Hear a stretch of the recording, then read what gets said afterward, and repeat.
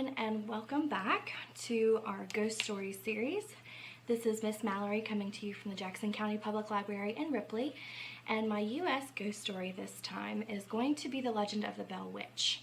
It takes place in Tennessee and we're going to go all the way back to 1817. In the late summer of 1817, John Bell, a farmer from North Carolina who settled in Tennessee 13 years before, started to see a strange and large black dog roaming around his property. It is said that he shot at the dog, but it disappeared, doesn't have any idea where it went. It's kind of creepy looking. Soon after that, his son, John Bell Jr., was said to have seen it, a large black bird. He didn't know what it was. He said it was extraordinarily large and unlike anything he had ever seen. When he tried to get close to it, it disappeared. Again, no idea where it went. Didn't fly off. It just disappeared. And then shortly after that, his daughter Betsy said that she saw a little girl swinging from a tree on their property. And another person in their family was said to have been followed by a large menacing black dog when he left the property.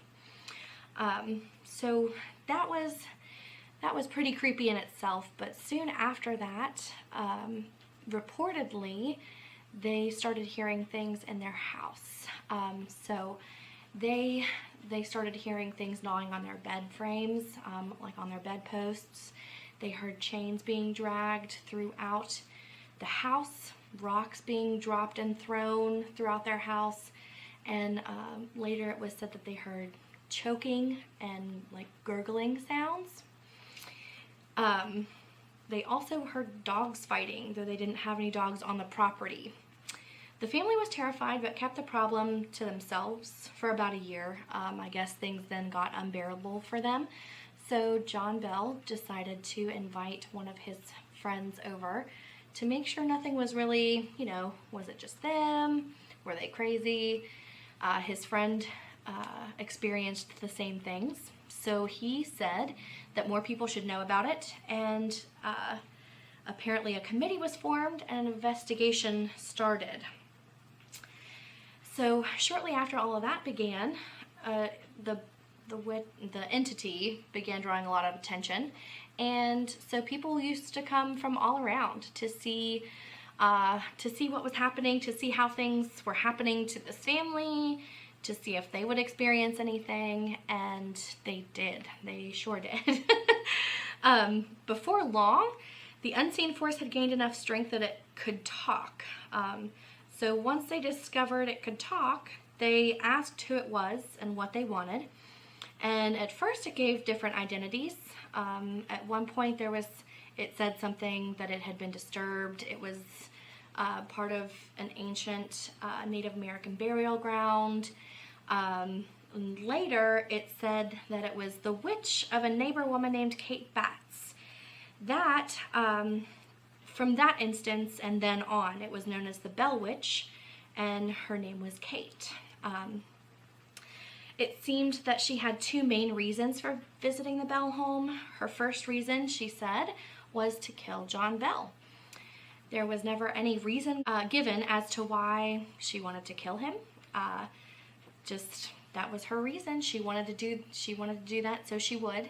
Her second reason was to prevent his youngest daughter Betsy from marrying Joshua Gardner. They had apparently been engaged for some time, and Kate the Bell Witch did not approve. So for the next 3 years, Kate tormented family members almost daily. John and his daughter Betsy were the ones who received the worst of the physical abuse. It is said that Betsy had her hair pulled. She was pinched, scratched, and stuck with pins and even beaten.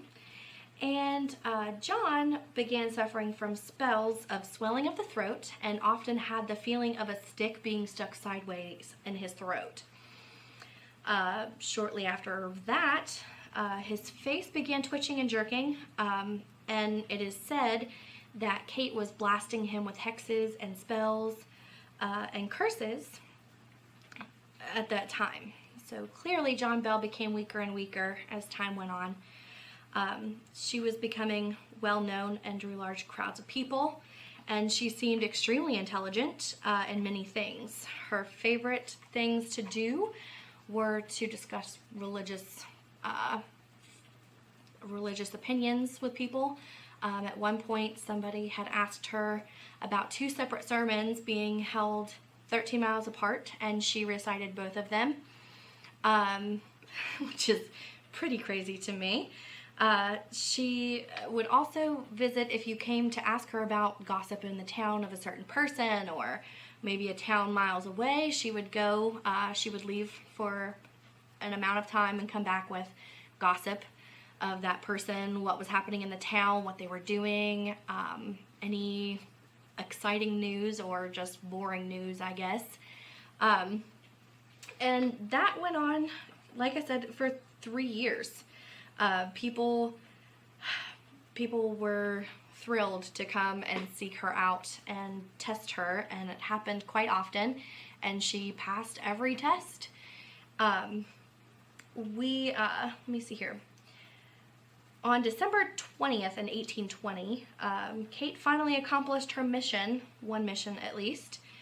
John Bell died. It was believed that he was poisoned, as Kate took full responsibility and said that she had poisoned him, and that is why he was dead. She then, apparently, after that, at his funeral, she interrupted mourners by singing drinking songs. And in 1821, as a result of the witch's entreatment, Betsy called off the engagement to Joshua, after which Kate then bid everyone farewell and promised to return in 7 years. So 7 years later, she did return in 1828 for a few short weeks. During this visit, she came to the home of John Bell Jr. and had long talks with him about the past, the present, and the future. She made some predictions in the future, and I don't actually know if those were accurate or if they came to fruition. But she also said that there was a reason she killed John Bell. She never said what the reason was, again, so we still don't know. And after the second visit, she said her next return would be in 107 years. And that would have actually been in 1935. But she never did come back. She never bothered anyone else. But a lot of people say that she never actually left the area because a lot of strange things happened in and around the town of Adams and the Bell Witch Cave over the next 107 years, and apparently to this day. There have been many books written about the Bell Witch of Tennessee, and it's actually part of Tennessee history still taught in schools today. A specific book, An Authenticated History of the Bell Witch, written by Martin V. Ingram, says that she was a poltergeist, and he has a lot of information about the things that she did. Apparently she was very fond of John Bell's wife, Lucy. She apparently called her the most perfect woman to walk the earth and would gift her with fruit and sing hymns to her. She apparently also showed John Bell Jr. a measure of respect. So yeah, that's pretty crazy story there for anybody interested in more. You can let me know what you think about it, and I'd love to talk to you more about it anytime. See you guys later.